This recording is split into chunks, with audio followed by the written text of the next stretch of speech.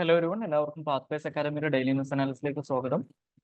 ഇന്ന് നമ്മൾ ഡിസ്കസ് ചെയ്യുന്ന topics financial action task force, CBFC, white revolution 2.0, Amur falcon, project cheetah. ആദ്യം discuss ചെയ്യാൻ പോകുന്നത് FATF-നെ കുറിച്ചാണ്. അപ്പോൾ ഈ FATF അല്ലെങ്കിൽ ഫിനാൻഷ്യൽ ആക്ഷൻ ടാസ്ക് ഫോഴ്സിനെ കുറിച്ച് ഇപ്പോൾ ഡിസ്കസ് ചെയ്യുന്നതിന്റെ ഒരു കോണ്ടെക്സ്റ്റ് എന്ന് പറയുന്നത് ഈ മണി ലോണ്ടറിങ്ങുമായിട്ട് ബന്ധപ്പെട്ട് ഇന്ത്യയുടെ എഫേർട്സിനെ സപ്പോർട്ട് ചെയ്തുകൊണ്ട് അല്ലെങ്കിൽ അതിനെ അപ്ലോഡ് ചെയ്തുകൊണ്ട് അതുമായിട്ട് ബന്ധപ്പെട്ടുള്ള ചില കാര്യങ്ങൾ ഈ ഫിനാൻഷ്യൽ ആക്ഷൻ ടാസ്ക് ഫോഴ്സിന്റെ പുതിയ റിപ്പോർട്ടിനകത്ത് വന്നിട്ടുള്ളതായിട്ടുള്ള ഒരു കാര്യം ഇന്നത്തെ ഇന്ത്യൻ എക്സ്പ്രസിന്റെ പേജ് 1-ൽ വന്നിട്ടുണ്ട്. അപ്പോൾ ആ ഒരു കോണ്ടെക്സ്റ്റിലാണ് അതിനെക്കുറിച്ച് ഡിസ്കസ് ചെയ്യുന്നത്. അപ്പോൾ ഈ ഫിനാൻഷ്യൽ ആക്ഷൻ ടാസ്ക് ഫോഴ്സ് അല്ലെങ്കിൽ FATF എന്ന് പറഞ്ഞു കഴിഞ്ഞാൽ ബേസിക്കലി ലോകത്തിൽ മണി ലോണ്ടറിങ് അതുപോലെ തന്നെ ടെറർ ഫിനാൻസിങ് ഈ രണ്ട് കാര്യങ്ങളുമായിട്ട് ബന്ധപ്പെട്ട് പ്രവർത്തിക്കുന്ന ഒരു വാച്ച് ഡോഗ് ആണെന്ന് മനസ്സിലാക്കുക. ഇത് 1989 G7 മീറ്റിംഗിൽ എടുത്തിട്ടുണ്ടായിരുന്ന ഒരു തീരുമാനത്തിന്റെ അടിസ്ഥാനത്തിലാണ് എസ്റ്റാബ്ലിഷ് ചെയ്യപ്പെടുന്നത്. ഇവരുടെ ഹെഡ് ക്വാർട്ടേഴ്സ് അല്ലെങ്കിൽ ബേസ് എന്ന് പറയുന്നത് പാരീസ് ആണ്. അപ്പൊ നിലവിൽ ഈ ഫിനാൻഷ്യൽ ആക്ഷൻ ടാസ്ക് ഫോഴ്സിനകത്ത് 40 അംഗങ്ങളാണുള്ളത്, യൂറോപ്യൻ യൂണിയൻ അടക്കം. 2010 തൊട്ട് ഇന്ത്യയും ഇതിനകത്ത് ഒരു മെമ്പറാണ്. അതുപോലെ തന്നെ ഇതിനകത്ത് ശ്രദ്ധിക്കേണ്ട മറ്റൊരു കാര്യം, ഈ financial action task force member ആയിരുന്ന റഷ്യ 2023 അവർ അതിനെ സസ്പെൻഡ് ചെയ്തിട്ടുണ്ട്. ബേസിക്കലി ഈ ഫിനാൻഷ്യൽ ആക്ഷൻ ടാസ്ക് ഫോഴ്സ് ഞാൻ നേരത്തെ പറഞ്ഞ പോലെ ഈ ടെറർ ഫിനാൻസിങ്, മണി ലോണ്ടറിങ് ഈ രണ്ട് കാര്യങ്ങളുമായിട്ട് ബന്ധപ്പെട്ട് പ്രൈമർലി ഇവരുടെ പ്രധാനപ്പെട്ട കോൺസെൻട്രേഷൻ എന്ന് പറയുന്നത് മണി ലോണ്ടറിങ് ആയിരുന്നു. പിന്നീട് 9/11 ശേഷം അല്ലെങ്കിൽ സെപ്റ്റംബർ 11 ഭീകരാക്രമണത്തിന് ശേഷമാണ് ടെറർ ഫിനാൻസിങ് ഇവരുടെ ഒരു പ്രയോറിറ്റി ഏരിയ ആയിട്ട് മാറുന്നത്. ഓക്കെ, അപ്പോൾ ഈ മണി ലോണ്ടറിങ് ആയിട്ട് ബന്ധപ്പെട്ടും അതുപോലെ തന്നെ ടെറർ ഫിനാൻസിങ്ങുമായിട്ട് ബന്ധപ്പെട്ടും ചില സ്റ്റാൻഡേർഡ്സ് ഇവർ സെറ്റ് ചെയ്യാറുണ്ട്.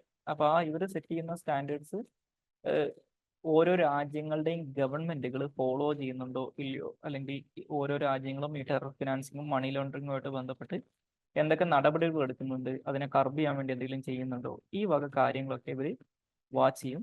അപ്പോൾ അതിനകത്തുള്ള മെമ്പർ കൺട്രീസ് ആവണമെന്നില്ല, അല്ലാത്ത ലോകത്തിലുള്ള എല്ലാ രാജ്യങ്ങളുടെയും ഇത്തരത്തിലുള്ള നാഷണൽ ഗവൺമെന്റുകളുടെ ഇതുമായിട്ട് ബന്ധപ്പെട്ടുള്ള റെഗുലേഷൻസിനെ അവർ വാച്ച് ചെയ്യാറുണ്ട്.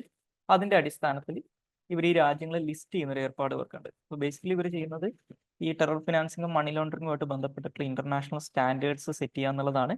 അത് നാഷണൽ അതോറിറ്റീസ് ഈ സ്റ്റാൻഡേർഡ്സ് അനുസരിച്ച് എഫക്റ്റീവായിട്ട് ഈ പറയുന്ന ഈ ടെറർ ഫിനാൻസിങ്ങിനെയും മണി ലോണ്ടറിങ്ങിനെയും കർബ് ചെയ്യുന്നതിന് വേണ്ടിയിട്ടുള്ള എഫേർട്സ് എടുക്കുന്നുണ്ടെന്നും അവർ നോക്കാറുണ്ട്. ഞാൻ നേരത്തെ പറഞ്ഞതുപോലെ ഇനീഷ്യലി ഈ പറഞ്ഞ FATF-ന്റെ പ്രധാനപ്പെട്ട ജോലി അല്ലെങ്കിൽ ഇവർ ചെയ്തുകൊണ്ടിരുന്ന കാര്യം എന്ന് പറയുന്നത് മണി ലോണ്ടറിങ്ങിനെ ഫൈറ്റ് ചെയ്യുക എന്നുള്ളതായിരുന്നു. പക്ഷേ സെപ്റ്റംബർ 11 ഭീകരാക്രമണത്തിന് ശേഷമാണ് ഇവർ ടെറർ ഫിനാൻസിങ് കൂടി അവരുടെ ആംബിറ്റിന്റെ കീഴിൽ അല്ലെങ്കിൽ ആ കാര്യമായിട്ട് ബന്ധപ്പെട്ട കാര്യങ്ങൾ കൂടി വാച്ച് ചെയ്യാൻ തുടങ്ങും. ഇനി 2012 തൊട്ട് ഇവർ ഈ പറയുന്ന ടെറർ ഫിനാൻസിങ്ങിന്റെയും മണി ലോണ്ടറിങ്ങിന്റെയും കൂടെ വെപ്പൺസ് ഓഫ് മാസ് ഡിസ്ട്രക്ഷൻസുമായിട്ട് ബന്ധപ്പെട്ട് നമ്മൾ biological weapons, chemical weapons, nuclear weapons ഇതിനെയാണ് WMDs എന്ന് പറയാം. അപ്പോൾ ഈ WMDസിന്റെ പ്രോലിഫറേഷനുമായിട്ട് ബന്ധപ്പെട്ടുള്ള ഫിനാൻസിങ്ങും ഇവർ അത് കൗണ്ടർ ചെയ്യുന്നതിന് വേണ്ടിയിട്ട് അല്ലെങ്കിൽ അതിനെ കർബ് ചെയ്യുന്നതിന് വേണ്ടിയിട്ടുള്ള എഫേർട്സും ഇവരെടുക്കാറുണ്ട്.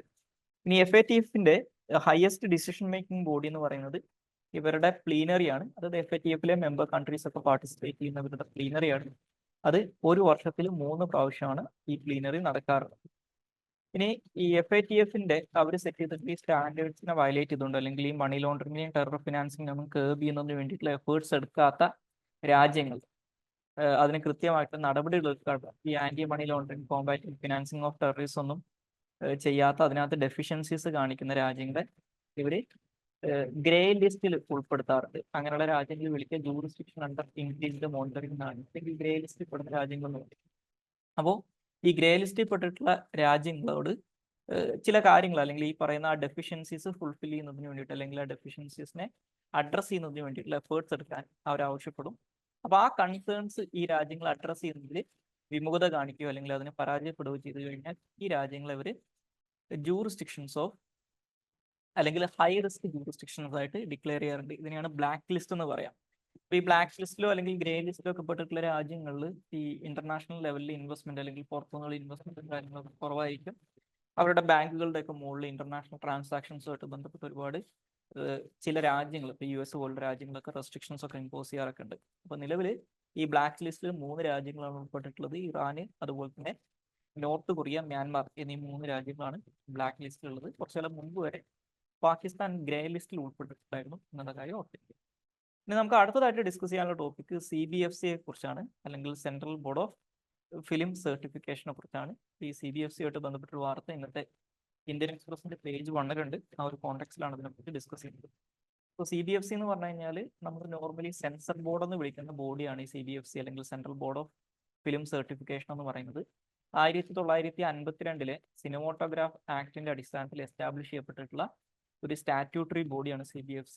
അവരുടെ ജോലി എന്ന് പറയുന്നത് ഇന്ത്യയിൽ പബ്ലിക്കലി എക്സിബിറ്റ് ചെയ്യുന്ന, അതായത് പൊതുജനങ്ങൾക്ക് വേണ്ടിയിട്ട് പ്രദർശനം നടത്തുന്ന സിനിമകളെ സർട്ടിഫൈ ചെയ്യുക എന്നുള്ളതാണ്. ഇപ്പോൾ പലപ്പോഴും ഈ സിനിമകളെ സർട്ടിഫൈ ചെയ്യുന്നതിന് വേണ്ടിയിട്ട് ഇവർ സിനിമകൾക്കകത്ത് എഡിറ്റിംഗ് ഒക്കെ ആവശ്യപ്പെടുന്നുണ്ട്.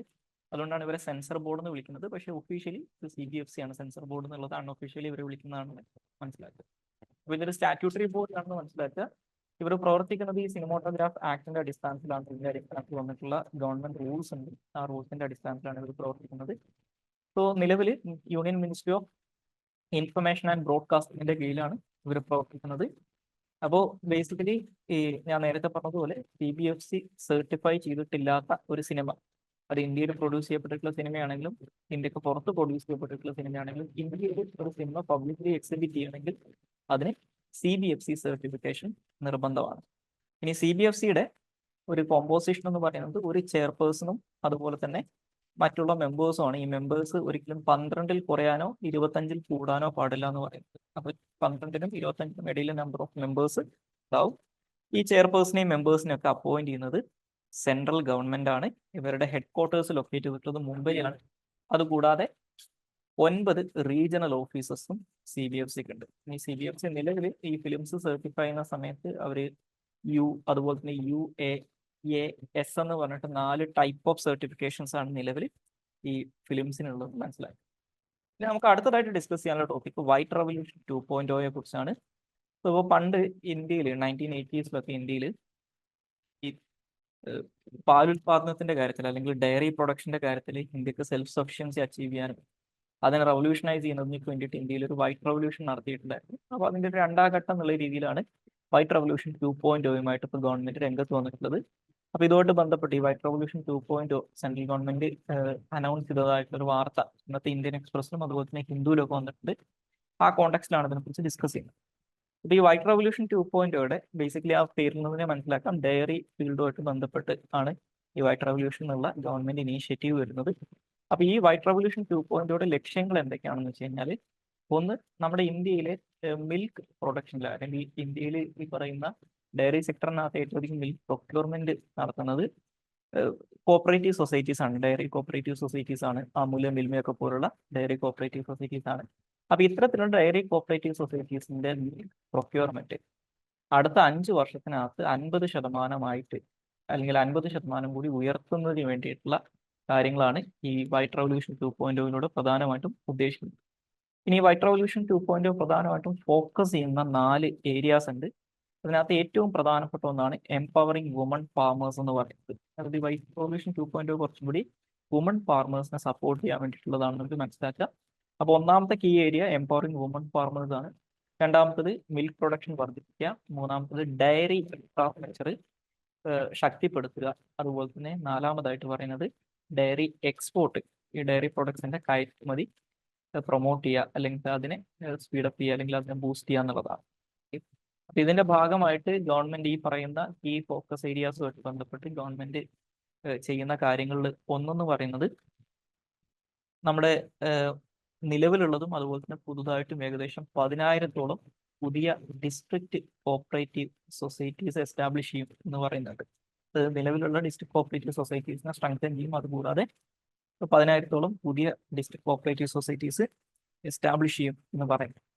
അതുപോലെ തന്നെ മൾട്ടിപർപ്പസ്, ഈ പറയുന്ന ഡിസ്ട്രിക്ട് കോപ്പറേറ്റീവ് സൊസൈറ്റീസ് എന്ന് പറഞ്ഞാൽ ഡിസ്ട്രിക്ട് കോപ്പറേറ്റീവ് സൊസൈറ്റീസ് ആവാം, മൾട്ടിപർപ്പസ് ഡിസ്ട്രിക്ട് കോപ്പറേറ്റീവ് സൊസൈറ്റീസ് ആവാം, മൾട്ടിപർപ്പസ് PACS ആവാം. ഇങ്ങനെയുള്ള കാര്യങ്ങളും ഇങ്ങനെയുള്ള കോപ്പറേറ്റീവ് സൊസൈറ്റീസ് എസ്റ്റാബ്ലിഷ് ചെയ്യുക, അതിനെ സ്ട്രെങ്തൻ ചെയ്യുക. അതുകൂടാതെ ഈ മിൽക്ക് റൂട്ടുകളെ നെസസറി ഇൻഫ്രാസ്ട്രക്ചറുമായിട്ട് ബന്ധപ്പെട്ട് വരുന്ന ഡയറിയുമായിട്ട് ബന്ധപ്പെട്ട് വരുന്ന ഇൻഫ്രാസ്ട്രക്ചറുമായിട്ട് ലിങ്കപ്പ് ചെയ്യുക എന്നുള്ളതാണ് മറ്റ് ലക്ഷ്യങ്ങളായിട്ട് പറയുന്നത്. ഇനി ഇത് കൂടാതെ ഇപ്പോൾ നമ്മുടെ ഇന്ത്യയിലുള്ള കിസാൻ ക്രെഡിറ്റ് കാർഡ് സ്കീം ഉണ്ട്. അപ്പോൾ ഈ RuPay Kisan credit card dairy ഫാമേഴ്സിന് കൊടുക്കുന്ന ഒരു കാര്യം കൂടി ഇതിനകത്ത് പറയുന്നുണ്ട്. അതുകൂടാതെ ഈ പറയുന്ന ഡയറി കോപ്പറേറ്റീവ് സൊസൈറ്റീസിൽ മൈക്രോ ATMകൾ ഇൻസ്റ്റാൾ ചെയ്യുന്നതും ഈ ഒരു വൈറ്റ് റവല്യൂഷൻ 2.0 ഭാഗമായിട്ട് ഗവൺമെന്റ് അനൗൺസ് ചെയ്തിട്ടുള്ള ഒരു കാര്യമാണ്. ഇനി അടുത്തതായിട്ട് ഡിസ്കസ് ചെയ്യാനുള്ള ടോപ്പിക് അമൂർ ഫാൽക്കണെ കുറിച്ചാണ്. ഇപ്പോൾ അമൂർ ഫാൽക്കന്റെ മൈഗ്രേഷനുമായിട്ട് ബന്ധപ്പെട്ട് വിന്റർ സീസണിലാണ് അമൂർ ഫാൽക്കൺസ് ഈസ്റ്റ് ഏഷ്യയിൽ നിന്നും അതേപോലെ തന്നെ റഷ്യയുടെ ഫാർ ഈസ്റ്റിൽ നിന്നും 2000-ഓളം കിലോമീറ്റർ വരുന്ന ഒരു മൈഗ്രേഷൻ ജേർണി സ്റ്റാർട്ട് ചെയ്യുന്നത് ഈസ്റ്റേൺ അതുപോലെ തന്നെ സദേൺ ആഫ്രിക്കയിൽ. അപ്പോൾ ഇവരുടെ പ്രധാനപ്പെട്ട റെസ്റ്റിംഗ് പ്ലേസുകളിൽ ഈ ഒരു 2000 കിലോമീറ്ററോളം വരുന്ന ജേർണിയിൽ പ്രധാനപ്പെട്ട ഒരു റെസ്റ്റിംഗ് ഗ്രൗണ്ടാണ് നമ്മുടെ ഇന്ത്യയിലെ നാഗാലാൻഡ് അതുപോലെ തന്നെ മണിപ്പൂർ പോലുള്ള നോർത്ത് ഈസ്റ്റേൺ സ്റ്റേറ്റുകൾ. അപ്പോൾ ഈ മേഖലകളിൽ പണ്ട് കാലം തൊട്ടേ ഇവിടെയുള്ള ആദിവാസികൾ ഇത്തരത്തിൽ മാസീവ് ആയിട്ടുള്ള ഒരു ബേർഡ് ഫ്ലോക്കുകൾ വളർന്ന് താമസിക്കുന്ന സമയത്ത് റെസ്റ്റ് ചെയ്യുന്ന സമയത്ത് അതിനെ ഹണ്ട് ചെയ്യുന്ന ഒരു പ്രാക്ടീസ് ഉണ്ട്. പക്ഷെ അതിപ്പോൾ ഇന്ത്യയിൽ നിരോധിച്ചിട്ടുണ്ട്. അപ്പോൾ അതുമായിട്ട് ബന്ധപ്പെട്ടൊരു വാർത്ത ഇന്നത്തെ ഇന്ത്യൻ എക്സ്പ്രസിന്റെ പേജ് 10 വന്നിട്ടുണ്ട്. ആ കോൺടാക്സ്റ്റ് ആണ് അതിനെക്കുറിച്ച് ഡിസ്കസ് ചെയ്യുന്നത്. സോ അമൂർ ഫാൽക്കൺസ് എന്ന് പറഞ്ഞു കഴിഞ്ഞാൽ ഫാൽക്കൺ ഫാമിലിയിൽ പെടുന്ന ഒരു ചെറിയൊരു റാപ്റ്റർ ആണെന്ന് മനസ്സിലാക്കുക, ഒരു ഇരവിടയൻ പക്ഷിയാണെന്ന് മനസ്സിലാക്കുക. അതുപോലെ തന്നെ ലോകത്തിൽ ഏറ്റവും വലിയ മൈഗ്രേഷൻ റൂട്ടുള്ള ലോങ്സ്റ്റ് ട്രാവലിംഗ് ആയിട്ടുള്ള റാപ്റ്റർ ആയിട്ട് കണക്കാക്കുന്നത് അമൂർ ഫാൽക്കണെയാണ്. ഞാൻ നേരത്തെ പറഞ്ഞതുപോലെ അമൂർ ഫാൽക്കണിന്റെ സാധാരണഗതിയിലുള്ള ബ്രീഡിംഗ് ഗ്രൗണ്ട് എന്ന് പറയുന്നത് അവരുടെ ഒരു നേറ്റീവ് പ്ലേസ് അല്ലെങ്കിൽ ഗ്രൗണ്ട് ആയിട്ട് കണക്കാക്കുന്നത് ഈ ചൈനയുടെ ഈസ്റ്റേൺ സൈഡ് അല്ലെങ്കിൽ മഞ്ചൂരിയ എന്നൊക്കെ അവർ വിളിക്കുന്ന ഒരു പ്രദേശമുണ്ട്. ആ ചൈനയുടെ മംഗോളിയയുടെ ഒക്കെ അടുത്ത് വരുന്ന ഇന്നർ മംഗോളിയൻ പ്രൊവിൻസിന്റെ ഒക്കെ അടുത്ത് വരുന്ന ഒരു ഏരിയയും അതുപോലെ തന്നെ റഷ്യയുടെ ഫാർ ഈസ്റ്റ് പസഫിക്കിന്റെ സൈഡിൽ കിടക്കുന്ന റഷ്യയുടെ ടെറിട്ടറി, അതുപോലെ തന്നെ കൊറിയൻ പെനിൻസുലയുടെ നോർത്തേൺ പാർട്ട് നോർത്ത് കൊറിയയും അതുപോലെ തന്നെ സൗത്ത് കൊറിയയുടെ ചില ഭാഗങ്ങൾ ഉൾപ്പെടുന്ന പ്രദേശം, അതുപോലെ തന്നെ മംഗോളിയയുടെ ചില ഏരിയാസ്. അപ്പൊ ഈ പ്രദേശങ്ങളൊക്കെ ഉൾപ്പെടുന്ന ഈ ഈസ്റ്റേൺ ഏഷ്യയുടെ ഭാഗത്താണ്, സൈബീരിയയുടെ ഒക്കെ ചില ഭാഗങ്ങൾ വരുന്ന ഈ ഒരു പ്രദേശത്താണ് ഈ അമൂർ ഫാൽക്കന്റെ ബ്രീഡിംഗ് ഗ്രൗണ്ട് എന്ന് പറയുന്നത്. അപ്പൊ ഈ ബ്രീഡിംഗ് ഗ്രൗണ്ടിൽ നിന്ന് ഇവര് വിന്റർ സീസൺ ആകുന്ന സമയത്ത്, വിന്റർ സീസൺ ആകുമ്പോൾ ഇവിടെ വലിയ രീതിയിലുള്ള ശൈത്യം വരുന്ന ഏരിയയാണിത്, മഞ്ഞ് മൂടി കിടക്കുന്ന പ്രദേശമാണ്. അപ്പോൾ വിന്റർ സീസൺ ആകുന്ന സമയത്ത് ഇവരൊരു ലോങ് മൈഗ്രേഷൻ ജേർണി ആരംഭിക്കും. ഏകദേശം 22,000 കിലോമീറ്ററുകളോളം ഇവർ സഞ്ചരിച്ച് ഇവിടുന്ന് ഇന്ത്യ വഴി ഈ അറേബ്യൻ സീ കവർ ചെയ്തിട്ട് ഈസ്റ്റേൺ ആഫ്രിക്കയിലേക്കും അതുപോലെ തന്നെ സദേൺ ആഫ്രിക്കയിലേക്കും അവിടെ ചെന്നാണ് ഈ മൈഗ്രേഷൻ അവസാനിക്കുന്നത്. പിന്നീട് അടുത്ത സമ്മർ ആകുമ്പോഴാണ് അവർ തിരിച്ചു വരിക. അപ്പോൾ ഈ പറയുന്ന വലിയൊരു മൈഗ്രേഷൻ അവർ നടത്തുന്നത്. ആ മൈഗ്രേഷന്റെ ഭാഗമായിട്ട് ഈ ഒരു വിന്റർ സീസൺ തുടങ്ങുന്നതിന് മുമ്പായിട്ടാണ് ഈ മൈഗ്രേഷൻ സ്റ്റാർട്ട് ചെയ്യുന്നത്. അപ്പോൾ ആ മൈഗ്രേഷന്റെ ഭാഗമായിട്ട് നമ്മുടെ ഇന്ത്യയിലെ ഈ പറയുന്ന നോർത്ത് ഈസ്റ്റിലുള്ള നാഗാലാൻഡ്, മണിപ്പൂർ, മേഘാലയ പോലുള്ള സ്റ്റേറ്റുകൾ, പ്രധാനമായിട്ടും നാഗാലാൻഡിലും മണിപ്പൂരിലും അവർ റെസ്റ്റ് ചെയ്യും. അപ്പോൾ ഈ പറയുന്ന അമൂർ ഫാൽക്കൺസ് നമ്മുടെ നോർത്ത് ഈസ്റ്റിൽ റെസ്റ്റ് ചെയ്യുന്ന സമയത്ത് അവരുടെ പ്രധാനപ്പെട്ട റെസ്റ്റിംഗ് ഗ്രൗണ്ടുകളിൽ ഒന്നാണ് നാഗാലാൻഡിലെ ദോയാങ് ലേക്ക് എന്ന് പറയുന്നത്. അപ്പോൾ ഈ നാഗാലാൻഡിലാണ് പ്രധാനമായിട്ടും ഇവർ റെസ്റ്റ് ചെയ്യാറുള്ളത്. അതുകൊണ്ട് തന്നെയാണ് നാഗാലാൻഡിനെ falcon capital of the world എന്നൊക്കെ വിളിക്കാറുണ്ട്. അതുപോലെ തന്നെ പിന്നൊന്ന് ചെയ്യുന്നത് മണിപ്പൂരാണ്. ഇനി അമൂർ ഫാൽക്കന്റെ കൺസർവേഷൻ സ്റ്റാറ്റസ് എന്ന് പറയുന്നത് IUCN അനുസരിച്ച് ലീസ്റ്റ് കൺസേൺഡ് ആയിട്ടാണ് ഇവരെ ക്ലാസിഫൈ ചെയ്തിട്ടുള്ളത്. അതുപോലെ തന്നെ ഇന്ത്യയിലെ wild life protection act of 1972 schedule 4 ഉൾപ്പെടുത്തി സംരക്ഷിച്ചു വരുന്ന ഒരു വിഭാഗമാണ് അമൂർ ഫാൽക്കൺസ് എന്ന് പറയുന്നത്. ഇനി നമുക്ക് അടുത്തതായിട്ട് ഡിസ്കസ് ചെയ്യാനുള്ള ടോപ്പിക് പ്രൊജക്ട് ചീറ്റയെ കുറിച്ചാണ്. അപ്പോൾ പ്രൊജക്ട് ചീറ്റയുമായിട്ട് ബന്ധപ്പെട്ട് ഇന്നത്തെ ഇന്ത്യൻ എക്സ്പ്രസിന്റെ പേജ് 10 ഒരു വാർത്തയുണ്ട്. ആ ഒരു കോണ്ടെക്സ്റ്റിലാണ് ഇതിനെക്കുറിച്ച് ഡിസ്കസ് ചെയ്യുന്നത്. അപ്പോൾ പ്രൊജക്ട് ചീറ്റ എന്ന് പറയുന്നത് ഇപ്പോൾ നമ്മൾ നിലവിൽ ഈ പ്രൊജക്ട് ചീറ്റയുടെ ഫേസ് 1 ആണ് ഇന്ത്യയിൽ ഇംപ്ലിമെന്റ് ചെയ്തുകൊണ്ടിരിക്കുന്നത്. അത് പണ്ട് കാലത്ത് ഒരു 1950s വരെ ഇന്ത്യയിൽ ഏഷ്യാറ്റിക് ചീറ്റകൾ ഉണ്ടായിരുന്നു.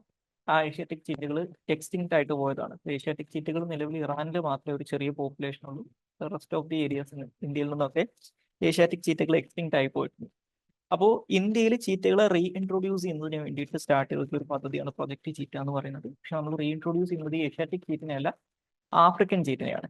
അപ്പോൾ ഇന്ത്യയിൽ ഒരു വയബിൾ ആയിട്ടുള്ള ചീറ്റ പോപ്പുലേഷൻ മെയിൻറ്റെയിൻ ചെയ്യുന്നതിനൊക്കെ വേണ്ടിയിട്ട്, അതുപോലെ തന്നെ ഇന്ത്യയിലെ ചീറ്റ പോപ്പുലേഷനെ റീസ്റ്റോർ ചെയ്യുന്നതിന് വേണ്ടിയിട്ടാണ് 2022 ഈ പ്രൊജക്ട് ചീറ്റയുടെ ഫേസ് 1 സ്റ്റാർട്ട് ചെയ്തിട്ടുണ്ടായിരുന്നത്.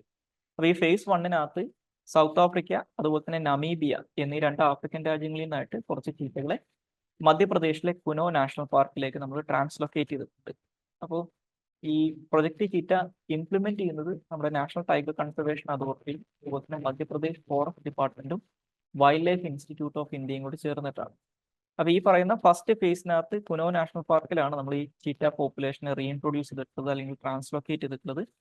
ഇനി ഇതിന്റെ ഫേസ് 2 ഈ ഫേസ് 2 ഇപ്പോൾ റീസെന്റ് ചർച്ചകൾ നടന്നുകൊണ്ടിരിക്കുന്ന ഒരു കാര്യമാണ്. ഈ ഫേസ് 2 എന്ന് പറയുന്നത് കെനിയയിൽ നിന്ന് ചീറ്റകളെ കുനോ നാഷണൽ പാർക്കിലും അതുപോലെ തന്നെ മധ്യപ്രദേശിൽ തന്നെ ഗാന്ധി സാഗർ വൈൽഡ് ലൈഫ് സാങ്ച്വറിയിലും ട്രാൻസ്ലൊക്കേറ്റ് ചെയ്യാനാണ് ഈ ഫേസ് 2 ഉദ്ദേശിക്കുന്നത്. അതിപ്പോൾ സ്റ്റാർട്ട് ചെയ്തിട്ടില്ല, അതിനെക്കുറിച്ചിട്ട് ചർച്ചകൾ നടക്കുന്നുണ്ട്. ഇനി ഈ പ്രൊജക്ട് ചീറ്റയുടെ എയിം ആയിട്ട് പറയുന്നത് അല്ലെങ്കിൽ ഇതിന്റെ ലക്ഷ്യങ്ങളായിട്ട് പറയുന്ന കാര്യങ്ങൾ എന്ന് പറയുന്നത് നമ്മുടെ ഇന്ത്യയിൽ ഒരു ഫങ്ഷണൽ ആയിട്ടുള്ള ചീറ്റ പോപ്പുലേഷനെ റീഎസ്റ്റാബ്ലിഷ് ചെയ്യുക എന്നുള്ളതാണ്. അപ്പോൾ സ്വാഭാവികമായിട്ടും അതിന്റെ ഭാഗമായിട്ട് ഈ ഇന്ത്യയിൽ ഉണ്ടായിരുന്ന ഏഷ്യാറ്റിക് ചീറ്റകളുടെ ഒരു ഹിസ്റ്റോറിക്കൽ റേഞ്ചസ് ഒക്കെ ഉണ്ട്. അവിടെയുള്ള റേഞ്ചസും അതുപോലെ തന്നെ എക്കോസിസ്റ്റത്തിനകത്തൊക്കെ ഒരു ഫങ്ഷണൽ ആയിട്ട് ചീറ്റ പോപ്പുലേഷനെ റീഇൻട്രൊഡ്യൂസ് ചെയ്യുക അല്ലെങ്കിൽ റീഎസ്റ്റാബ്ലിഷ് ചെയ്യുക എന്നുള്ളതാണ് ഒരു ലക്ഷ്യമായിട്ട് പറയുന്നത്. രണ്ടാമതായിട്ട് പറയുന്നത് ഈ ചീറ്റ എന്ന് പറയുന്ന സ്പീഷീസിന്റെ കൺസർവേഷനുമായിട്ട് ബന്ധപ്പെട്ടുള്ള ഗ്ലോബൽ എഫേർട്സിൽ കോൺട്രിബ്യൂട്ട് ചെയ്യുക എന്നുള്ളതാണ്. മൂന്നാമതായിട്ട് പറയുന്നത് ഇതിലൂടെ ടൂറിസം പോലുള്ള ആക്ടിവിറ്റീസ് ഒക്കെ വർദ്ധിക്കുന്നത് കൊണ്ട് തന്നെ ഈ ലോക്കൽ ഏരിയയിലുള്ള ആളുകളുടെ അല്ലെങ്കിൽ ലോക്കൽ കമ്മ്യൂണിറ്റീസിന്റെ ലിവ്ലിഹുഡ് ഓപ്ഷൻസ് അതുപോലെ തന്നെ അവരുടെ എക്കണോമിക് ബേസ് എൻഹാൻസ് ചെയ്യുക അല്ലെങ്കിൽ അതിനെ ഇംപ്രൂവ് ചെയ്യുക എന്നുള്ളതാണ് മൂന്നാമത്തെ ലക്ഷ്യമായിട്ട് പറയുന്നത്. അപ്പോൾ ഇത്രയും കാര്യങ്ങളാണ് ഇന്നത്തെ ഡെയിലി ന്യൂസ് അനാലിസിനകത്ത് ഡിസ്കസ് ചെയ്യാനുള്ളത്. So thank you all.